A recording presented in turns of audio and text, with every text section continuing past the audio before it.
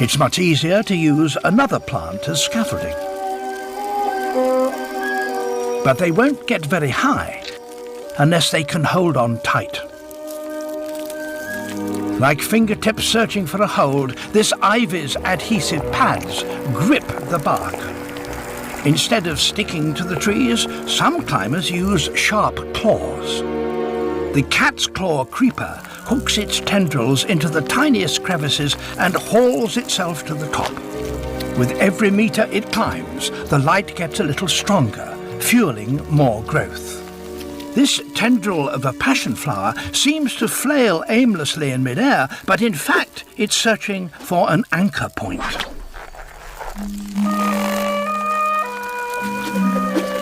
Its tendril coils on itself, pulling the plant towards its support.